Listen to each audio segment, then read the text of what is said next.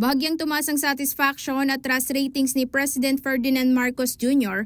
ngayong buwan ng Nobyembre batay sa survey ng Tangere. Sa resulta ng survey na inilabas Martes, November 26, makikita na 47.3% ang satisfaction rating ni Pangulong Marcos, mas mataas mula sa dating 46.9% noong Oktubre.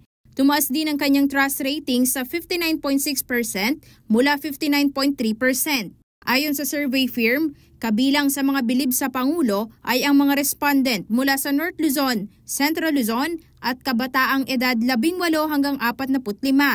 Gayunpaman, nananatiling mataas ang kanyang dissatisfaction and distrust rating sa Davao at Northern Mindanao, lalo na sa mga may edad 51 pataas. Bumaba naman ang satisfaction rating ni Vice President Sara Duterte sa 47.5% mula 48%. Nagkaroon din ng pagbaba sa kanyang trust rating na nasa 55.5% na lamang mula sa dating 56%.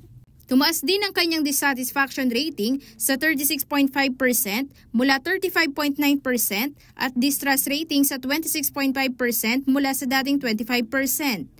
Sa kabila nito, malaking porsyento ng trust and satisfaction rating ni Duterte ay galing umano sa Mindanao, habang malaki naman ang naging ambag ng Central, Northern, Southern Luzon at Bicol sa pagtaas ng kanyang dissatisfaction and trust ratings. Batay pa rin sa resulta ng survey, si Senate President Chis Escudero ang nangunguna at may pinakamataas na rating sa mga opisyal ng gobyerno na nasa 52.5%, habang umabot naman sa 61.3% ang kanyang trust rating. Nakuha rin ni Escudero ang pinakamababang antas ng dissatisfaction and distrust rating sa lahat ng rehiyon sa bansa. Bahagya ring tumaas ang satisfaction rating ni House Speaker Martin Romualdez sa 47.3% mula sa dating 46.8%.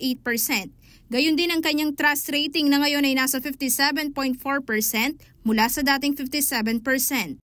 Habang si Chief Justice Alexander Gesmundo ang may pinakamababang rating, lalo na sa mga respondents mula Socio-Economic Classes DNE dahil sa mababang kaalaman nito sa kanyang mga gawain ayon sa polling agency.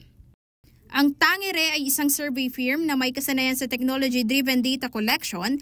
Miyembro din ito ng Marketing and Opinion Research Society of the Philippines at iba pang mga pangunahing samahan sa industriya.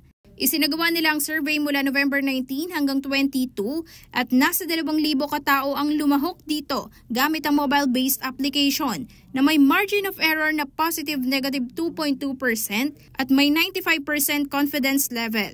Kasama si Karen Maurilio, Acel Fernando, CLTV 36 News.